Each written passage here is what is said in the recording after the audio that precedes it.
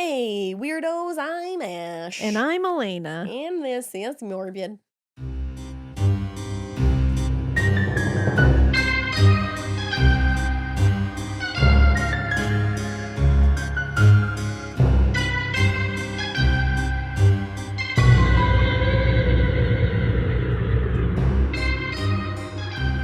Special Morbid, though. It's Listener Tales, which means it is brought to you by you, for you, from you, and all about you, baby.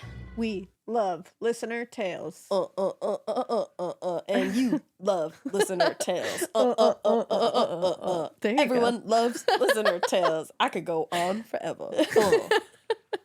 And you know what? This is a nice little break. We've had some pretty brutal cases lately. Yes. So we decided that we were going to do a Listener Tales episode that is completely based on haunted houses. Haunted shit. Haunted shit. We love it. We've got some good ones coming at you. We're going to start this right off With a bang. with one entitled Listener Tales, a sentient meat product. No, thank you. A mythological creature from Ireland. Sure. And a very tired English human. Yeah, anytime. I'll take it. The only thing I don't want in that lot is a sentient meat product. And that lot. And that lot, I know, I felt the English. I felt the English there. So it says, hello, ladies. I'll forego the gushy stuff, except to say you deserve all the praise you get and more. Wow. Oh, It's really nice. I've loved being on the journey with you and listening to you grow and become even more skilled as both hosts and researchers. Elena, congrats on the book. You're amazing. Oh, thank Aw. you. Ash, you're amazing and deserve all the kudos there is to give. wow, thank you. Congrats to you and Drew. Thank you again. Sorry you don't get a PDF, but you do get a nice double-spaced Word document you can mark up and edit and shit. Read this on the show or not. Either way is cool. Hope you enjoy it regardless. Aww. And this is from Alan. Also, in my mind, a PDF and a Word document, excuse me, a PDFO, wow. Whoa. Horrible. Who are And you? a Word document are just the same thing. Same thing. This one's called A Chicken Wing Named Frank. Oh, I like that it has dual titles. I like it. A chicken wing named Frank. So it says, I have one lengthy tale for you with one or two meandering but relevant detours. My favorite kind. I've known from an early stage in life that I have been, shall we say, sensitive to things around me that most people spend their entire lives in blissful unawareness of. My first paranormal experiences came, in a way, it often does for bored kids growing up in shitty neighborhoods, with no money for the real thing, and an almost ever present concern for me and my friends. We often took to improvising and making do as we could. For my then best friend, that often meant setting fires and using a magnifying glass to torture ants and the like. Seriously, I'm more than a little amazed that he isn't a serial killer by this point. In truth, I don't know that he isn't, as we haven't spoken in a couple of decades and now live in different continents. As I moved from my hometown of Sunderland in the northeast of England, you know it, you're from Mass, and you have one of your very own, and now live in Los Angeles. I love that he's like, he might be a serial killer. Who knows? I don't know. Anyway, as I was saying, when we went kicking around causing trouble or running from that fires that had gotten out of control with the sound of sirens closing in, we used to cobble things together to keep ourselves entertained. One such misguided example of this was a phase we went through of homemade Ouija boards. Oh, no. We would cobble them together from letters drawn on scrap paper and then ripped down to size and arranged in a circle. That makes it 10 times scarier. So chilling. Yeah.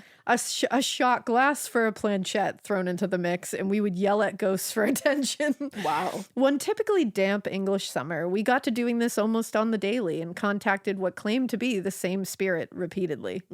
I cannot for the life of me bring its name to mind, so I'm just going to call the little fucker Casper, even though he was anything but friendly. So as subsequents? Sobriquets? I like that word. Go, it is quite frankly shite.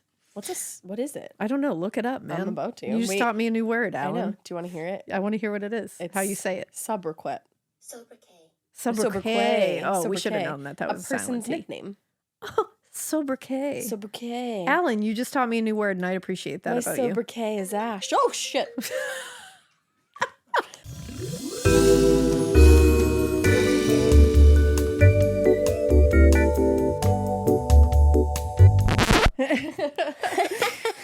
Sorry you had a phone call. Sorry. It was a work call, so So that makes it better. don't at me. Don't at me about my work call, I don't really know okay? where you can at me at I this was point. just going to say, can't you even at you? You can at me on Instagram, but don't. I mean... Don't about that. Yeah, don't about that. Yeah, don't do that. Don't about that. You can at me about other shit. I might see it. Oh, so anyway, Literally. during one of these idiocy-fueled communions with a denizen of hell, shit started to get wild. My mother, I love that denizen of hell. I know, you're really good at writing. You are, Alan. It's because you're English. My mother, bless her innocent heart, liked to collect porcelain dolls for what I can only presume is reasons of closeted sadism, as those fuckers are terrifying. One of the little shits lived on top of the Welsh dresser in an alcove in the corner of the living room. And I swear to God, this thing's head started rotating a la Reagan from The Exorcist. No, thank you. My friends booked it, leaving me to dismantle the board and close the unexpected portal to hell that had just yawned open its maw in the middle of the living room. When I joined them outside, what was to me at most 2 or 3 minutes, they swore blind I had been gone something closer to 20. What? Yay for lost time. Oh, and as a side note, from then on, every time it was thunder and lightning, from then on, a baby could be heard screaming from my parents' bedroom. What? The fuck? Oh my God. Also, sorry if you hear crackling. I'm readjusting. Either I have some kind of dubious gift, or I opened a door I have been unable to close on that day, as ever since I've been a fucking magnet for spectral bullshit. Uh-oh. Anyway, now I have rambled enough time to get to the grist. When I was 21, I moved to the United States, and via 4 years working on cruise ships and a wander around various states, I ended up in California, which is where I am now. California. There you go. Meandering to the point, I was living in a house in Temecula. Sorry, I almost said Temecula. Honestly, did the inside voice in my head say Temecula. Temecula? Yeah, Temecula. it did. There it is. I was living in a house in Temecula, which the landlord sold without warning, forcing me to move in with a friend one town over in Murrieta at short notice. The house was something of a menagerie, sprawling. love that word. I do too. It's a good one. Sprawling and home to assorted weirdos. Ooh. I need to paint you a picture of the layout of this rather large cookie-cutter deposit at the end of a cul-de-sac. Ooh. Downstairs had a full guest suite attached to the main house, but fully equipped as a functioning studio apartment. Upstairs, my bedroom was directly above that and located halfway down an open hallway that overlooked an entrance hall. Before coming to my room at the top of the stairs, you passed my friend C's bedroom and then her daughter L's room. Then after passing my room, separated by a shared bathroom, was my friend's younger sister D's room. Keep this layout in your mind as it becomes important soon. Another important thing to note is that all the adults in the house, bar my friend's husband M, who was a combat veteran with severe complex PTSD, and D, who was trying hard to be a model and succeeding only at being a problem, were casino dealers or supervisors at the same casino, and as such, all worked nights. Okay. Now back to the downstairs studio. Living there was a lady named T, her teenage son, and her toddler son. T, and T. There you go. All in a studio, mind you, with one bed. Oh my God. Weird setup. I am something of a magnet for neglected strays, which I don't mind as I love kids. And every afternoon when I would sit on the couch in the entry hall reading before work, the toddler would come and hang out with me. Aww. Being a mini person and Vietnamese, so trying to learn 2 languages at the same time, he wouldn't say much that I understood. However, occasionally he would point at the empty air and say, "The lady, the lady." Put that in your noggin and let's ratchet this up to 11. No. Lying on my bed one night on my day off, and with the window open for air, because fuck the desert, I heard T's voice directly yelling below me, yelling, "If you don't shut up and behave, you're going back in the closet." Yep, toddler in the closet. No. Of course, I told C the next day, as it was her house. I also, when driving to work with another friend R, told her what had happened the night before. Immediately, she tells me her mom, who is a medium and lives with her, woke up last night from a dream screaming about how she had to help the boy in the closet. What? Okay, shit had just gotten very real. Apparently, an old lady had come to her in her dream and led her to a house where she was told a boy was locked in a closet inside and was in danger. Oh my God. R's mom agreed to come to the house and try and help that night after work. Fast forward 8 or 9 hours, and the 3 of us, me, R, and her mom, are standing at the front door. Opening said front door, and at this point, naively still not taking this as seriously as I should be, I take off my suit jacket and walk straight upstairs to dump it on my bedroom floor. Halfway up, I suddenly hit a cold spot. Like beyond cold. The kind of cold that makes your chicken skin handbag pull your bullocks up into your abdomen for safekeeping. He's talking about a scrotum. I was really, really trying to figure that out. I saw it on your face. I was like, I am chicken skin handbag, pull your bullocks up into your abdomen for safekeeping. So he's that talking is about a phenomenal way of saying that. Apparently, at least according to Mom, I had just walked right through her. Mom starts having a chat with this discount La Llorona and finds out that it is toddler's gran on the dad's side, and the boy needs to be helped as he is being abused. Oh, sweetie. Apparently, this tete-a-tete didn't go over very well, as when Mom asked her to trot off into the light, she grew angry and hurled Mom, who is a tiny old cancer-surviving Filipina lady who is clinging to life out of stubbornness more than vigor, into the wall. Oh my God. At this point, all hell breaks loose. R is crying, Mom is moaning, I'm swearing. Lost as to anything else to do, and after checking on Mom, I paced around and happened to pass the door to this clearly cursed guest studio. Now, it was my turn to be roughed up a little bit, as I felt a force on my shoulders pushing me to the ground. Anyway, after much praying by Mom and puckering of bunghole by me, the wraith left, and it was all over, or so we thought. Soon after Child Services became involved, and C made T move out, God only knows what happened to that poor toddler.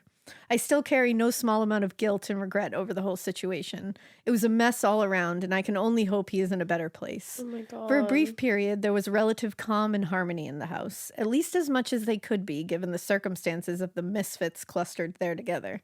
Slowly but steadily, a heaviness settled over the house. A brooding presence, one that was a fleeting glimpse out of the corner of the eye when walking through a door, or the burning of eyes boring into the back of your neck when sat alone in the evening. Ugh. Tensions ratcheted up. M and C split, with M moving downstairs. D was a near constant shit stirrer. L, a young teen, never left her room, and I did much the same. Things continued to escalate exponentially. The hallway upstairs became heavy with a feeling of dread that clung to it in a thick miasma. Miasma is one of my favorite words. I like miasma. Also a good ghost song. Now, yeah. Every time that one comes on, I just go, miasma. She does, can confirm. Now, I said we all worked nights. This, of course, meant that whenever I got home, it was already dark, and C&M's sloppy housekeeping meant a lack of bulbs. Okay, quick aside. For real, that house was both cavernous and unkempt. There was once a half-eaten chicken wing left by the front door that was there so long, I gave the little fella a name. Frank and I were tight, right up until my desire to not have rotten food on the floor overrode my reluctance to clean up after a grown-ass woman. Frank, you're out of here. You're out of here, Frank. Anyway, the result of this was me walking the Green Mile to my bedroom with only the company of the light on my phone. At least I wish that had been my only company. Every single time I walked that corridor, I did so with someone walking right at my back, inside my bubble of personal space, and close enough to feel hot breath on the nape of my neck. That made me have to do like a little wipe it off the back of mine. When one night, and almost at my bedroom door with phone in hand trying to pierce the black, a text came through and I stopped to look at it. This caused the thing at my back to stop too. And by this point, accustomed as I was to the lack of boundaries, I thought whatever let me reply to this. It was at this point that it touched me. Its hand, a macabre spider clambering its way over my shoulder, up my neck, and onto my cheek. Now I admit, this is fucking horrific, and I was suitably terrified. It's just that writing this now, I know what is next, so it feels somewhat insignificant by comparison. Oh God. Anyway, after that night, I decided it was time to speak up. D was, like I said, an instigator, but for some reason, her and I had an understanding and a weird connection. Not gonna lie, a good 40% of that was, for me, was the booty. that thing was dummy thick. Thank you for saying it. Please say that entire sentence for me. Not gonna lie, a good 40% of that for me was the booty. That thing was dummy thick. I'm obsessed with you. So it was her that I brought it up to, and it turned out It turned out she had been having an even more torrid time as she was seeing smoky apparitions coming out of the walls and wandering the house all the fucking time. Yikes. Yeah, I was just gonna say. As soon as we could, we tracked down C, and I told her we needed to fix this shit. Now remember, we were shift workers with different days off, and although we all lived in the same house, we could go days without seeing each other. Which will hopefully explain why we hadn't told each other what had been going on sooner. C said she wanted to get a priest involved. She was raised Catholic, and well, she owned the house. Think back, if you will, to Frank. Then think about how utterly lazy this cow was. So guess who went to the church? If you guessed me, ding ding, you win a prize. Yay. Muggins here takes a trip to the local Catholic church. Now you have to understand, I don't like those places. Same. Always feel like I'm going to catch fire. Also same. I really only have one thing to say about that priest. Complete cunt. Oh. He told me, and I quote, "Because you were baptized a Methodist, you don't have a sophisticated enough relationship with God, and that is why this is happening." Suck Fuck a dick. you. Suck a dick. And he said, "Fucking wank splat." Wank splat. Wank splat. I like that. I'll spare you my retort and just say I left without looking back. Why did you spare us your retort? You honestly tell me it. Tell me. Fuming, I told C we were going to do this my way, and being the spooky fucker I am, we went to the witchcraft store in Oceanside. Hell yeah. We need to be friends. Yep. I'm extremely anti-religion, but not anti-deity, and I do have a spiritual side. Relatable. I'm familiar with the tarot, having found an ancient Rider-Waite deck behind a brick in an empty house a friend moved into when I was 16. That's cool. That's really fucking That deck cool. is older than me and has history seeped into it. It has now found its way to Los Angeles, where I take care of it. Oh. I'm saying this because I'm familiar with the whole reading palaver and thought I knew what to expect. Wrong. As soon as we walked into that store, we were screeched at by what I can still only assume was a banshee who had given up on the whole death malarkey and found gainful employment. You're really funny. After scaring the cats, she extended a claw right at me and at D, and at D stood next to me and said, You cannot live together. Too much emotion. One of you needs to move out." Okay, lady drama, but you have my attention. We did the whole here's what's going on thing and sat down for a reading. If the howling woman was to be believed, Dee and I both had a sensitivity. No shit. And because of feelings between us, it was just being amplified in a feedback loop, and we were pulling every spirit in the area towards us. Look at you two and your lusty lust, causing all guys- kinds of fucking shenanigans. You guys kind of like caused a hellmouth. You did. Good for you. Yeah, look at you guys. Are you meant to be, though? Maybe? You said If her you booty create was a dummy hellmouth. thick, so I think so. And you created a hellmouth If together. anyone referred to my booty as dummy Yeah. thick, I would think, I think we're meant to be. So he said, make of this what you will. It's what she said. Who the hell knows? She was right about one thing, at least. There was for sure unresolved tension there. Uh-oh, Ellen. Oh, no. Is this going to turn into a fanfic right now? What's going to happen? Long story, slightly less long. They agreed to send a team to the house to do a ghost busting after the upcoming weekend, which happened to be Thanksgiving. Being English, Thanksgiving is always a little lost on me, and as much as I enjoy it when I get together with friends for it, I never feel the lack if I spend it alone. The rest of the house, being all family, went home to El Centro, leaving me, having declined their invitation to join them, and having to work anyway, alone for 4 days. Thanksgiving night, the first fucking night, I get home from work around 2 a.m, walk up the driveway, put my hand on the doorknob, and this wave of absolute terror washes over me. I'd be like, well, hotel it is. Yep. I don't have adequate words to describe how strong it was. I was trembling, crouched down to the ground, trying to curl up fetal without getting on my side. Oh my God. I have never felt anything like it, and I knew if I went in that house, something terrible was going to happen. Not being a complete idiot and having seen enough horror movies, I knew well enough to back the fuck off and retreat to my car. Smart. I was already calling a friend for a place to stay before I got off the driveway. When I got to my car, I turned around to lean on it while I waited for him to answer and looked up at the window at the end of that fucking hallway to see. I'm still not sure how to describe it. It was like I saw negative space where the shape of a man should be. I knew something was there, watching me. Ooh. That's a really good way of describing that. Yeah. Unfortunately, I had to go back the next day for clean clothes, etc. When I got back, making sure to do it in broad daylight, I parked on the driveway, which I never did, and ran inside and straight up to my room, slamming the door behind me. As I hurriedly changed into a clean shirt and tie, the entire house was shaking and crashing. I could hear banging and slamming against the wall facing that bloody hallway.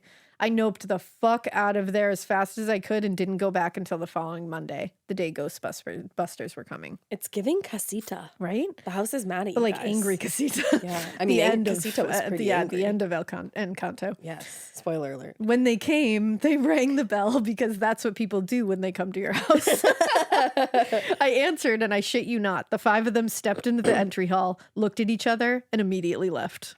That's right. They took one look and scuttled off. Are you kidding? No explanation? An hour later, the door knocks again, and they are back, apologizing for running off. They explained that they had not been ready for how bad it was and needed to prepare more. They could have told you that. Yeah, you could have been like, hey, we'll be back. Shoot a text. I don't know. Or maybe they're believers and like, they're like, I'll be right back.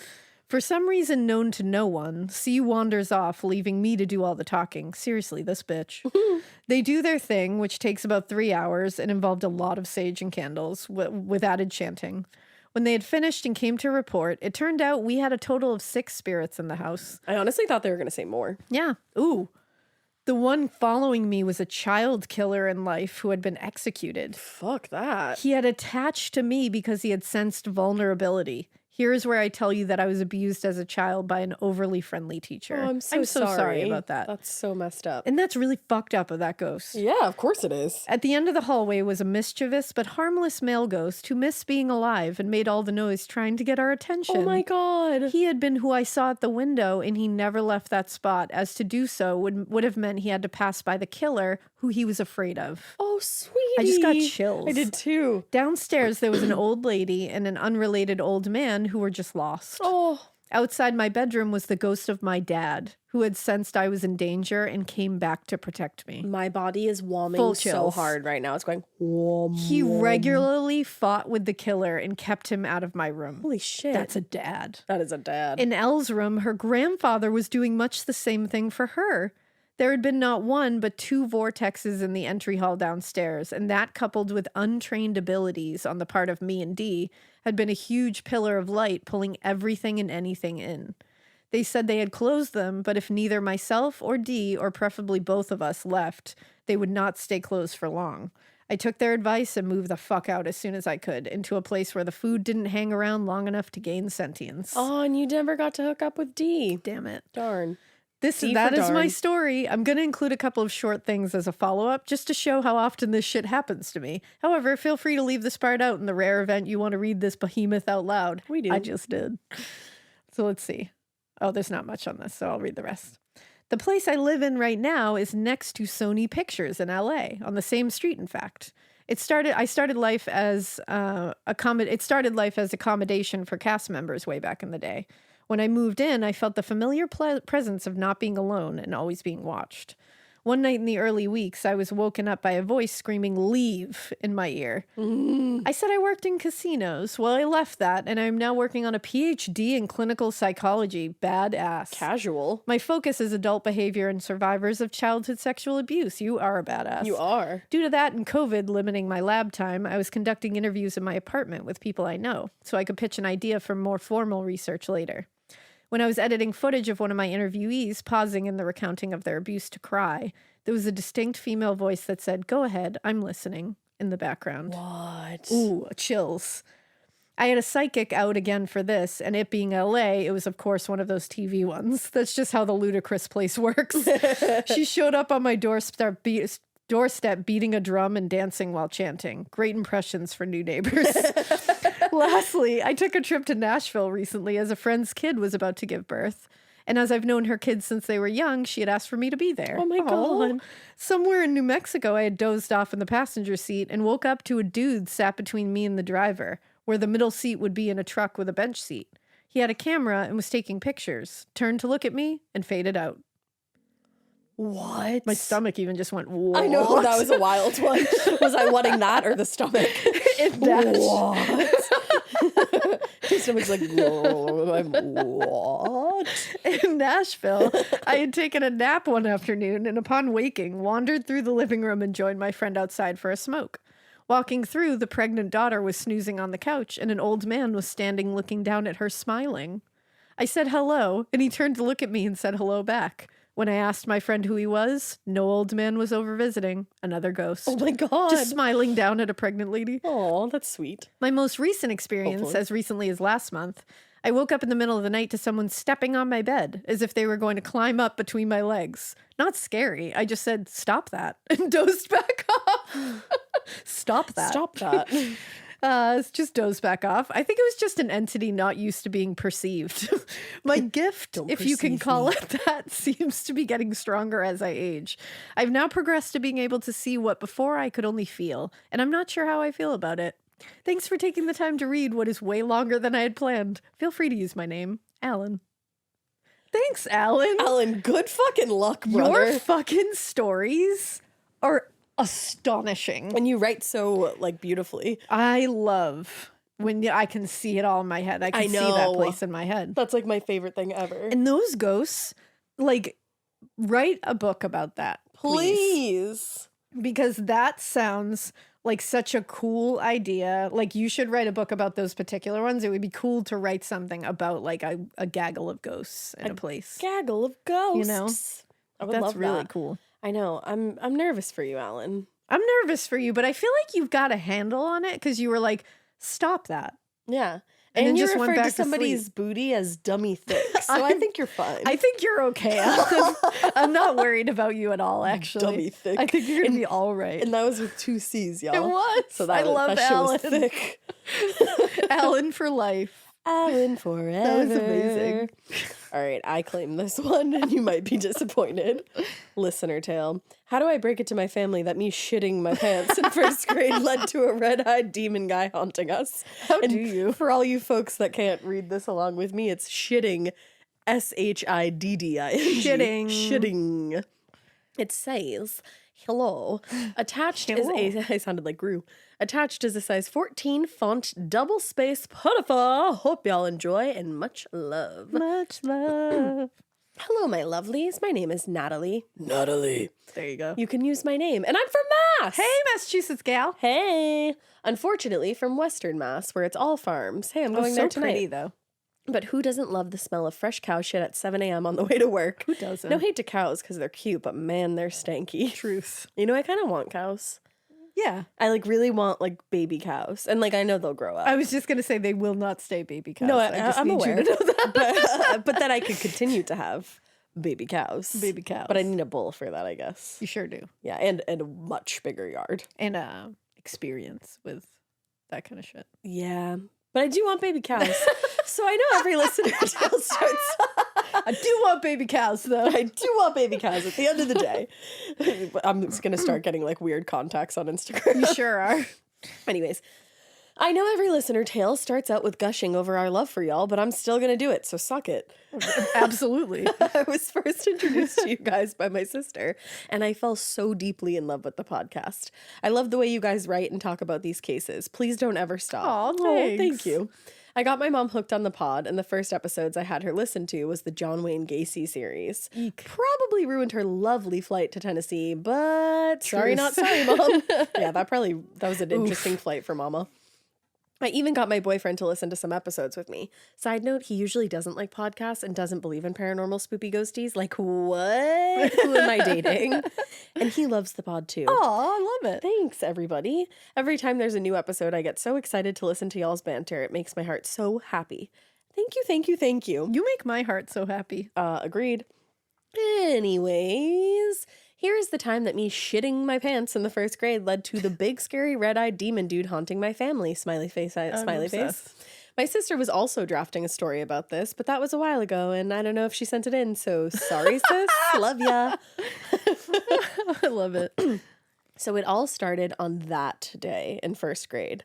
The one where you sit in a circle on the hard floor, sharing your name and your favorite color. Ugh. Now, it is important to say that I have had GI issues ever since I was born, and also had terrible acid reflux. Oh. Relatable on the GI issues.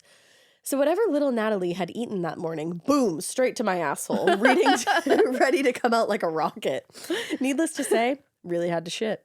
I remember sitting on my knees, bouncing up and down, anxiously waiting for the right moment to ask my teacher to go to the bathroom. Isn't it so fucked up that we have to ask another human being for permission to use the fucking facilities? Yeah. Like, you wouldn't have never had to shit on the floor if that was the case. No, you should never have to ask. You should just be like, I'm going to the bathroom. I'll be right back. Like, if somebody needs to take like a little kid, you know? Or anything. Like, even if you're an adult, go to the bathroom. Just go to the bathroom. Little me was experiencing social anxiety very young and was gaining consciousness at the time and realized I could talk whenever I wanted to and it wasn't just automatic, and that made me nervous. So my dying question of, Miss, can I please go to the bathroom? Was lodged in the back of my throat, fighting to come out. Oh, that's so sad. I had waited until I really could not hold it any longer and finally asked my teacher. She said no. Oh, fuck that teacher. No. That's bullshit. Don't tell a little first grader they can't go to the bathroom. Honestly, one of the first things I'm going to teach my kids when they go to school is that, like, if anybody ever tells you can't go to the bathroom, laugh at them and make your way to the bathroom. Yeah, one thing you shouldn't say no to is a little kid saying, I have to go to the bathroom. Seriously, like, who the fuck do you think you are? That's bullshit. Like, excuse me, Miss Teacher, but what? You're going to deny that I have to shit right now, this second, in my pants? Wow. Yeah. Okay. The lady easily could have, you know what, though? I bet after this, she never said no to anyone going to the bathroom ever again. You taught her a lesson. This lady would have easily been the beginning of my villain story. So, not being able to go to the bathroom, I had no other option than to shit in my pants. There probably was another option. No, there wasn't. But oh well, I was dramatic. I love you. So after it happened, my teacher then told me I could go to the bathroom. That is like cruel. Yeah, she's a bitch. Like, so she gave you a nice traumatic, embarrassing moment and then was like, now you can go. Fuck you, teacher. Like, what the fuck am I supposed to do? If this specific teacher is listening right now, fuck you. Fuck you. Your booty is not dummy thick. No, it is not.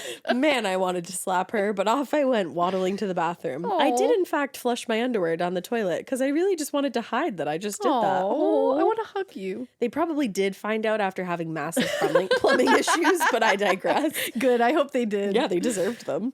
I had my mom pick me up and we drove to visit my uncle at the house he was working on. At least I think that's what was happening. I don't know. I was young. I don't know how we got there, but we somehow ended up at this 3-story house that my uncle was renting out as apartments. I remember playing outside and barely remember anything about inside this house, but I remember it being spooky. Fast forward to a few years ago, I found out that this house was hella haunted. The 3rd floor specifically. So my uncle, he was very much in tune with the paranormal. I used to babysit for him, and before he left to work in the mornings, he would tell me stories about that house. It all started when he first began working there. He always felt a presence, and it, quote-unquote, lived on the 3rd floor. He told me it had red eyes, and that's the only feature of this entity that he could make out besides a dark shadow. Ew. I did some research, and demons with red eyes were once a legend known as the Legend of the Weed Road Ogan, maybe, which began in the Flanders region of Belgium in the late 17th century after reports of children who went missing and were believed to be victims of a cannibalistic shapeshifter. Damn. It's said that he seeks his skin to become whole again as the demonic figure he once was. Jesus. That's giving Buffy. Yeah, it is. Serving Watch the rewatcher if you're not watching it yet. Yeah. It's funny as fuck. You like listener tales? You'll like that. You will love the rewatcher. Yeah. Go listen wherever you listen to podcasts. Wow. That's really engraved in my fucking psyche. That was just in there. Yes. I think I say that in my sleep. During the 20th century, the ghostly being became known as the Necker. The Necker. As part of a story told to children who stayed up past their bedtime that they would be eaten alive if they didn't go to sleep. Damn. That'll get you off to dreamland. Kind of scary. But this information plays a huge role later on. He knew not to mess with it, and he would try to ignore it, but Mr. Demon Man had other plans. My uncle would be working on something and would look up and find himself walking across the room. Whatever this entity was taking the form of my uncle. Like, imagine seeing yourself, but not yourself, standing right in front of you. Nah, I would have pieced the fuck out. This is when my uncle knew that this was more serious than he thought. We never went back to that house after that one day. My dad, however, would go occasionally over to help my uncle with the work. My dad was also very religious and also very in tune with the paranormal. There was one day They were working on whatever project, and my dad remembers having this one intrusive thought just completely overtake his head. It was almost screaming at him. It was telling him that someone had hung themselves in the attic and to go help them. Whoa. He couldn't take it anymore, and he told my uncle, knowing he would get it. They ventured to the attic, and there was a rope hanging from a crossbar on the ceiling. My uncle said he had never been up there since he started fixing the place up, and he didn't know it was there. Below the rope, there was a box of old handwritten papers, but they never figured out what they were. That's so spooky and so tragic. Oh. This aspect of the house was never fully figured out, and we have no idea how it plays into the rest of what happened. So spooky. After the house was completely renovated and ready to be rented out, shit started to go downhill. I think my uncle had made the tenants aware of the entity, but I can't quite remember. It was mainly the women that would be affected. It started with sheets being tugged in the middle of the night. I don't like it. And then it progressed to grabbing the ankles and the wrists. I hate that. Leaving bruises on their arms. One story my uncle told me really gave me the chills. This only happened to one of the women. She woke up in the middle of the night feeling really cold and off, like something was watching her. She was suddenly pinned down to the bed by her wrists and ankles and couldn't move. Her chest felt heavy, like something was pressing down on her. She tried thrashing around to get out of the grip of this entity. It let go, and the uneasy feeling she felt before was gone. She called my uncle the same night to tell him what happened. He went the next morning to swear the entity out of the house. There are so many other stories he told me about this house, but those are the few that really stood out. Moral of the story is, this entity was no fucking joke. Now let's go back to my stanky younger self. I was wondering. I was like, how does this connect? I was like, where does the poop correlate? The visit was short-lived, and we went home, and Red Eyes happily came home with us. Oh, what a dick. What a dick indeed. Things quickly started to progress. My sister's hair would be pulled. I would be pushed down the stairs. Oh my God. I would remember being in the shower and feeling something grab at my shoulders. Sounds pervy to me. Me too. Shit was whack. Truly. No one really knows this because it still scares me to this day. But this was also the time where I started experiencing sleep paralysis. I'm sorry. I know. Or so I thought. But now I know it was this entity tormenting me. I would wake up not being able to move. And when I looked around, I saw the dark shadow and red eyes staring at me from the corner. This dream would happen at least once a week. I always had weird dreams, so I didn't really think anything of it at the time.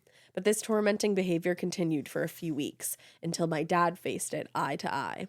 It was around 5 or 6 in the evening, and he was making dinner. He started to feel uneasy, like something was watching him. He looked over at the doorway that led to the porch, and there it was, standing in the porch, directly in line with the doorway, watching. What? It had never showed itself the whole time it had been at our house, and we didn't know it was the thing tormenting my sister and I.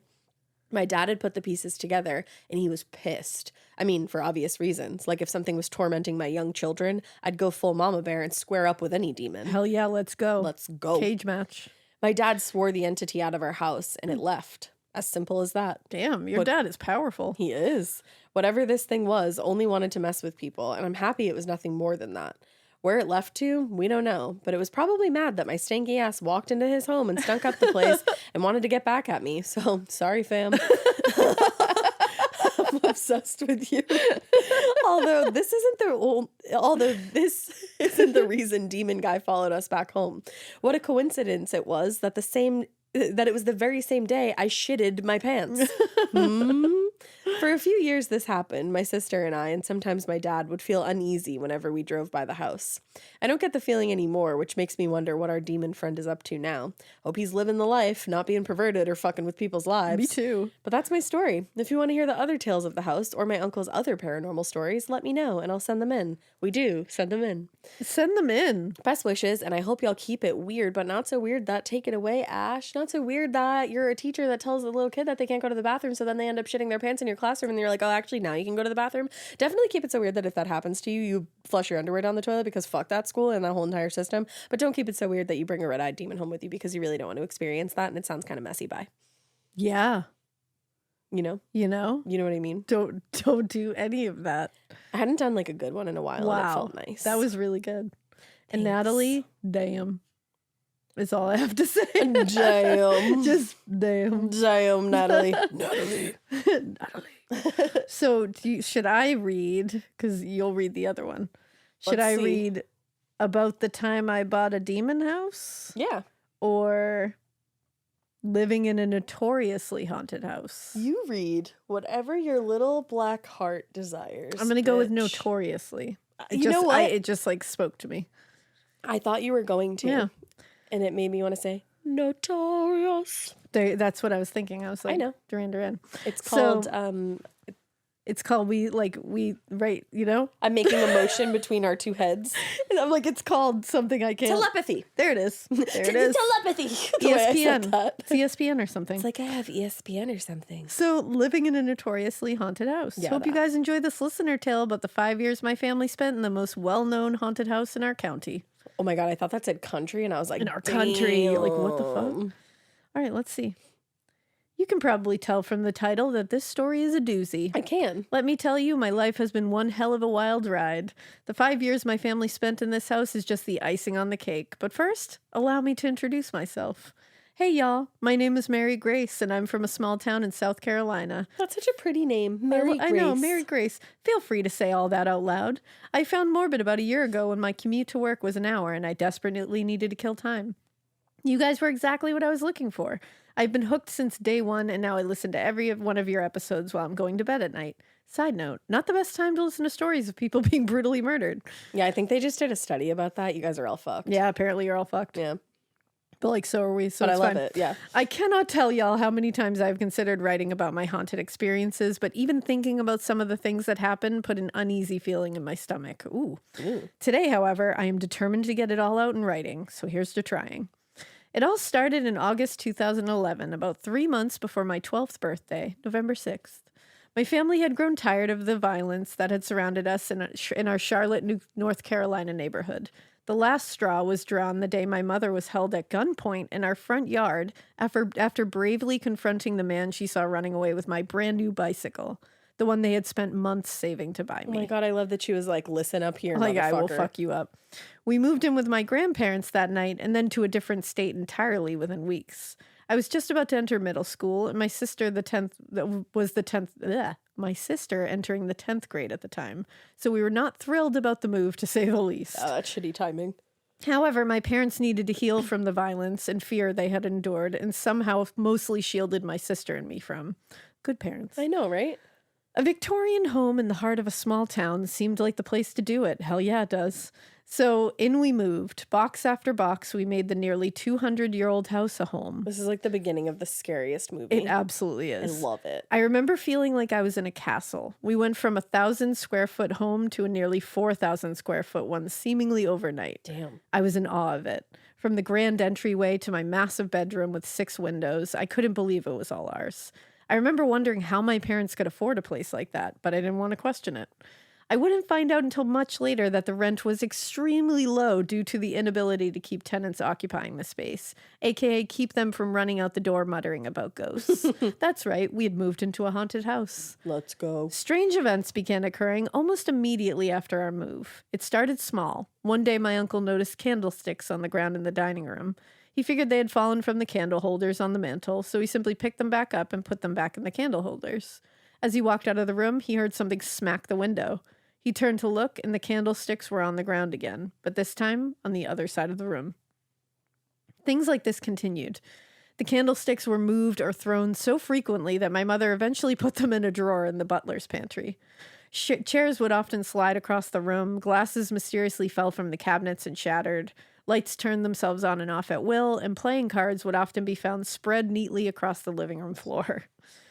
One day, I arrived home from school and went up to my room to feed my gerbil. To feel my gerbil. To feel my gerbil. To feed my gerbil, as I did every day. I was shocked to find, and honestly, I never had a gerbil. I don't know. Are they soft? They're probably soft, right? I think our gerbils like hamsters, the big, I think. There's big hamsters. Yeah, like the big hamsters. They're probably soft. Oh, what's the other rodent that I'm thinking of? Guinea pig? Yeah, Yeah. I think. Maybe, what are gerbils? I don't know. Remember when I asked where hamsters came from? Yep, I remember that. Hold on. Also, but you know what? Oh, yeah, they're the same. Sorry. Yeah. That Mary was me. Grace was shocked to find that the gerbil had passed away during the school day. Oh my God, I'm sorry. Heartbroken by the loss of my first pet, I found a shoebox and buried him in the backyard. Oh. Then I went downstairs to what we called a sitting room. This house had so many random rooms to feed my turtle. You wouldn't believe my shock to find that my turtle had passed the very same day. You poor little baby. Oh my God. I chalked it up to bad luck for my very well cared for pets and buried him next to the gerbil. Oh my God. I can't imagine how you felt. That's awful. A few weeks later, I woke up in the middle of the night to a hand pressing the side of my face down into my pillow. I bet that also felt pretty awful. That probably wasn't great. I remember being paralyzed in fear until the next morning came. I was still shaken when I came down for breakfast, and my mom said, "Do you remember sleepwalking last night?" I was confused as I'd never done that before. She continued, "Yeah, you came to my bedside and told me there was a man in your room. I told you it was a bad dream to go back to bed. You turned around and left the room." My dad then added, "It's the weirdest thing. Mom told me about the sleepwalking, and it happened at about the same time that your dog came flying downstairs and curled up in a shaking ball in my lap." I feel it is important to note that dog hated my dad and never ever sat with him. Yeah, it is. That's a very important That is an note. important note. That's Soon after so that, terrifying. I hate this. I stopped sleeping much. I bet. It seemed that every time I closed my eyes, I would have an overwhelming feeling that someone was running towards me. Ugh. Night after night, I would sit in my room awake with the lights on until eventually exhaustion would take over and I would crash until time to get up for school. One night, I sat awake in my bed rereading To Kill a Mockingbird when something outside caught my eye. I looked out the window next to my bed to see a woman in a red dress standing on the sidewalk across the street. She had her hair fastened in a neat bun, and her dress seemed old-timey, I guessed Victorian style. She had stood there as if she was waiting for a ride. I watched her for a minute or two, and then her eyes shifted up to my bedroom window. I ducked down as quickly as I could, hoping she hadn't seen me spying. When I sat back up, she was gone. Ugh. I don't like that. I had all but forgotten about her. I had all but forgotten her about a year later. I signed up to be a storyteller at the town's Halloween cemetery tour. That's fucking awesome. That's really fucking awesome. I went in a week before Halloween to find out which person buried in the Confederate cemetery I would be impersonating. Her name was Marie Wallace, the older of the Wallace sisters. During the war, her dad left home to fight with the Confederacy. One day she received correspondence from him that he would be returning home very soon. So she put on her favorite red dress, did her hair nicely, and walked to the town so that she may meet him when he arrived and accompany him home. He didn't show. Day after day, she put on the red dress and went to town. And day after day, she waited for her father, who never returned. Oh, Marie became known as the woman in red. That was the lady outside your window. that's so scary and so sad. Yeah. Legend of the town says that on some nights, passerbys will see her standing in town waiting for her father who never returned. Ooh. When I read this information about her, my jaw dropped. I know with my whole heart that I saw her that night. Before I had even heard a whisper of this story, I saw Marie Wallace clear as day, stuck in a loop of hopeful anticipation. Oh. As I grew older, I became more and more accustomed to our living situation. I never did sleep with the lights off in my room, but many nights I would fall asleep with the lights on and wake up with them off, and the doors of my wardrobe in my room standing wide I open. don't like that. The wardrobe was there when we moved in because I had no closet. I decided to keep it. It had a hook lock on the front that I always kept hooked into place, but somehow it never failed that I would wake up to the wardrobe doors standing wide open. Many nights, as I laid awake, I would hear the laughter of a little girl and what sounded like a ball bouncing outside of my door. Oh. We believed the little girl to be Marie Scott, very popular name at the time. Marie was a 5-year-old who died in the house. Oh. She was cooking over an open flame with her mother when suddenly her dress caught fire and she burned to death. Jesus Christ. There are accounts from the town's doctor in our historical library that read no amount of morphine could stop the screams of little Marie. The heat of the flames melted the fabric to her skin. She perished after a mere 3 hours. Jesus. My whole body is chilling right that's now. horrific. In total, we know about 20 deaths in the home. Damn. After Marie's death, you better believe I am looking up this home. Yeah, are we about to cover it? After Marie's death, the family turned it into a boarding house, and then eventually it became a birthing center after returning to a single-family home. This sounds like the murder house from AHS. Yeah.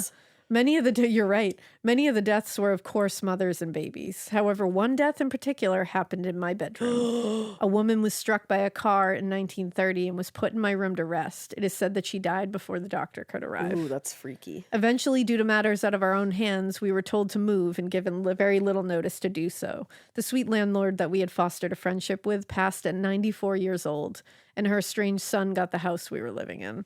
So once again, we packed up our lives to move. When we started packing, the activity in the house got insane.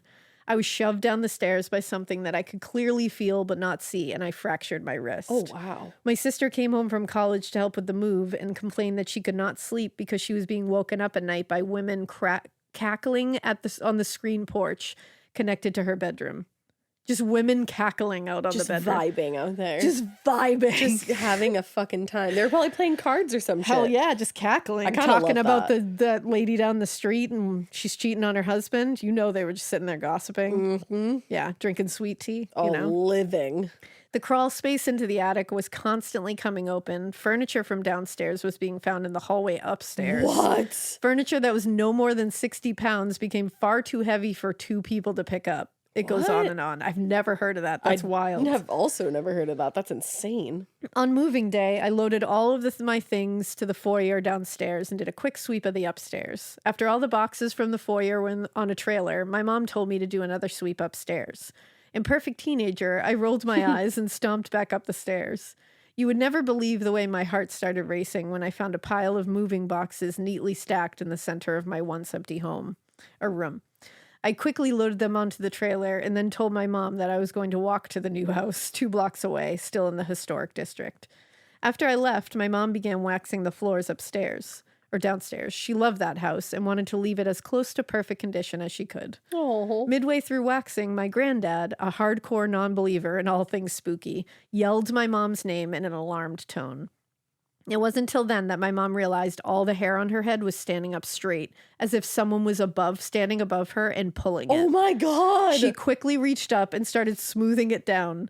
At this time, the front door swung open and then slammed shut, and the old-timey manual bell started ringing like crazy.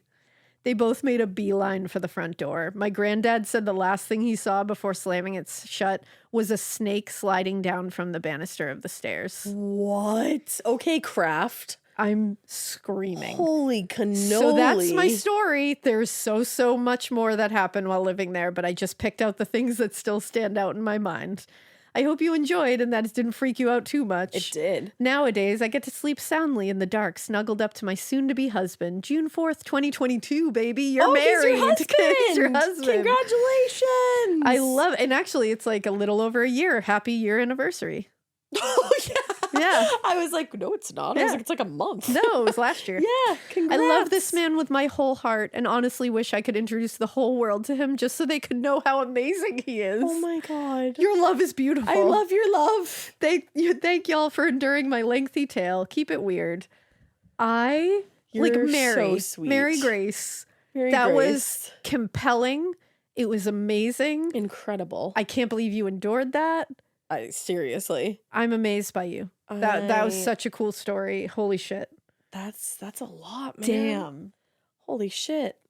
We have time for one more? We have time for one more. Let's do one fucking more. Let's do one fucking more. I'm excited about these hauntings. I love haunts, but I don't want one.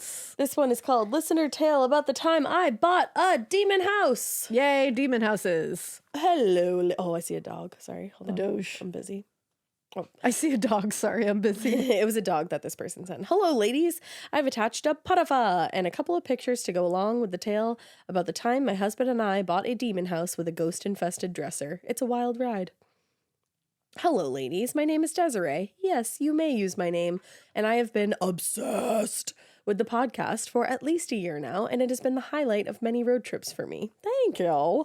Thanks. You guys are the absolute best at what you do, and it's honestly the best part of my day to get to listen to you. Thank you. Thank you.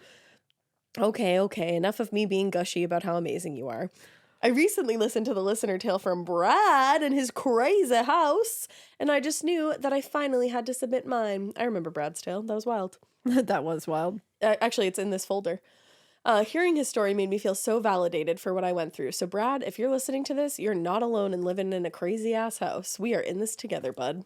I want to apologize in advance because this story is a little long, but I can assure you every bit of it serves a purpose. I'm also not a writer, so if there's any errors in this, sorry, y'all. I never claimed to be a writer. Never apologize. Don't apologize. As far as trigger warnings go, I mention night terrors, thoughts of suicide, and blood, but only mildly. Anyway, here we go. I met my husband, Drew. Drew Sever. Drew. When I was 15, we began dating right away. I met my soulmate, and I'm so thankful that I had him to go through this experience with.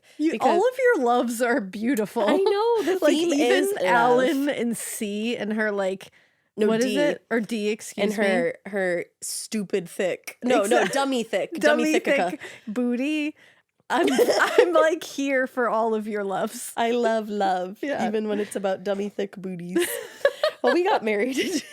We got married in 2013 when I turned 20 and bought his grandparents' home where his father and his siblings had grown up.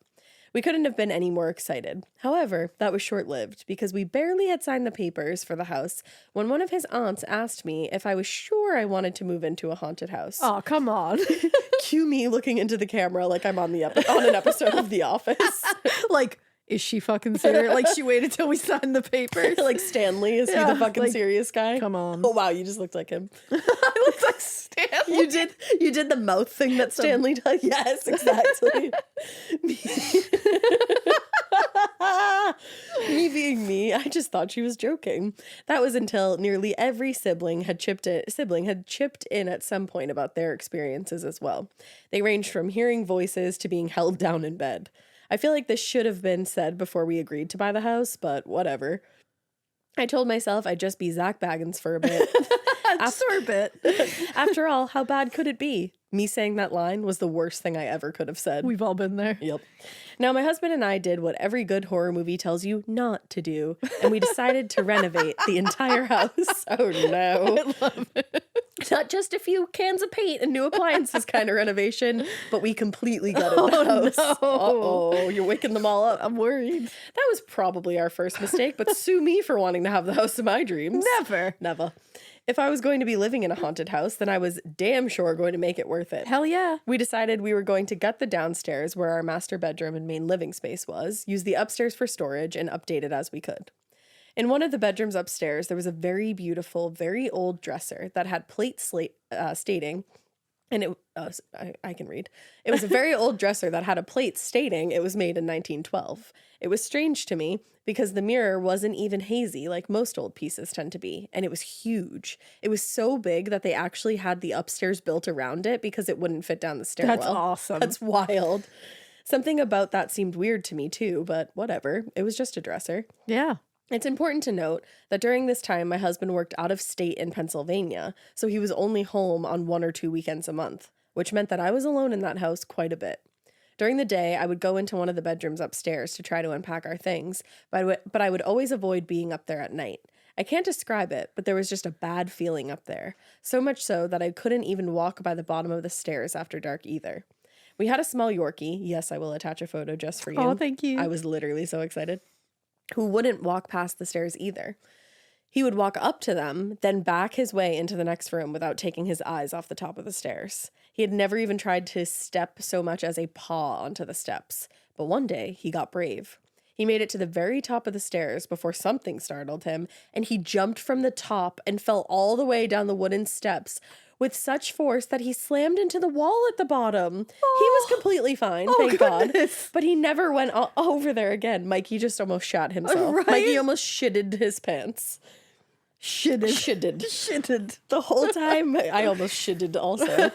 Shitted. I'm worried. But the whole time we worked on the house, we experienced small things, but we didn't draw attention to it. Footsteps, flickering lights, those kinds of things.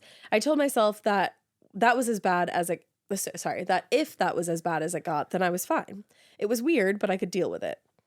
One night, not too long after moving in, I was asleep in our bed when I could hear what sounded like footsteps above my head from the upstairs bedroom, but I wrote it off saying it was probably just the house cracking and popping. I made it in instead of ing. The house was built in the 40s, so it was older and not unheard of to make some noise. I went back to sleep, not giving it another thought, until the next day when I went upstairs to unpack more things, and there was a tote sitting in the hallway that I most definitely did not leave there. Again, I was determined not to draw attention to the happenings, so I just moved the tote back in the room. That night, the same thing happened, only I could hear heavy things being moved across the floor. I got out of bed and locked my bedroom door because, yeah, ghosts totally can't get through a locked door, right? Insert eye roll here. Honestly, I feel that way too, though. And stayed up the rest of the night listening to the movement upstairs. The next day, sure enough, all the boxes and totes had been moved to one side of the room away from the dresser. If that wasn't scary enough, there were thousands of dead flies on the opposite side of the room. That's when you know. Oh, and that probably smelled so yuckas. That's Damon. Oh, I hate it. If there's one thing I've learned from spending my free time watching ghost hunting shows on television, it's that dead flies are commonly associated with demonic activity or evil. See, because they're nasty. I never grabbed a vacuum so fast in my entire life. If I could make it to fly like the witch on Hocus Pocus, I would have flown around that room with it. That's how fast I was. It's a hell no on the demon flies for me. I wish I could say that was the last of dead flies in that room, but no. Every day there were more and more, no matter how many exterminators I called or how much I vacuumed. It was only in that room, which made that room feel just as creepy. To save time on this story, we're going to fast forward about a month or so. Just because I'm fast forwarding, trust me, crazy shit happened daily, and it was really taking its toll on me mentally. My friends were being absolutely amazing throughout the whole ordeal. I'll change their names only because I didn't get their permission, but if they listen, they'll know who they are. Without them, I truly wouldn't have made it. On nights I was completely alone, I would come home from work, eat dinner, and lock myself in my bedroom and pray that the activity would just stay minimal. I wouldn't come back out until morning. One night, my husband's cousin Bailey came down to visit us while Drew was home from work. We were playing cards late into the night, and just as things were dying down, we heard a sound I will never forget for the rest of my life. Oh, God. The most inhuman growl came from the top of the stairs, echoing throughout the entire house. It was so guttural and loud that I was almost certain that somehow a fucking grizzly bear had found its way into my home. I'm scared. I don't like it. We all locked eyes with each other and didn't move an inch. The growl lasted for several moments, and then dead silence came back over the house, which almost felt scarier. Yup. Sometimes silence is like so loud after something like that. Yep. The three of us went upstairs to make sure there really wasn't an animal, but we couldn't find a thing. That sound still haunts me. Oh, I hate it. Me too. Needless to say, I wasn't staying alone in the house very often after that. My friends Shayna and Haley stayed quite often so I wouldn't be alone. One night, Haley and I had fallen asleep on the couch after binge watching quite a few episodes of Outlander. I was in a deep sleep when Haley woke me up in pure terror. Her face was so pale and she was shaking like a leaf. She hadn't really experienced anything for herself until this moment, so she was completely scared. She told me frantically that she had heard a lady whistling and it was coming from toward the stairs. That was new. You're like, oh, shit. You're like, oh, you do? I hadn't heard that, so even I tried to convince her that she was dreaming until the whistling started again. It began in one of the rooms upstairs and was moving closer to the stairs and getting louder. Can I just also say that I fucking hate whistling? I hate this kind of whistling. I hate any whistling. Anytime Drew whistles, I'm like, stop that.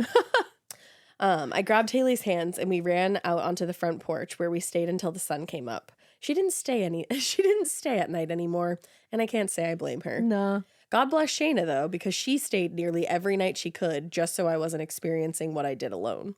She was worried about me, knowing that I wasn't my usual peppy, extroverted self. I was becoming really drained mentally and was beginning to take a toll on my psyche. Oh, no. I was having night terrors about being chained up and not being able to escape. I was sick to my stomach almost constantly. I honestly felt like I was losing my mind. It was like I didn't have control over my body anymore, and I felt so isolated. I was beginning to feel depressed and suicidal. I was so desperate for an escape. Even typing this out, I have tears rolling down my cheeks because the thought of ever having to experience any of this again truly shakes me. My God, I want to hug you. I do too. It's okay. You're never going to have to do this again. You're good. You're safe. You're so safe.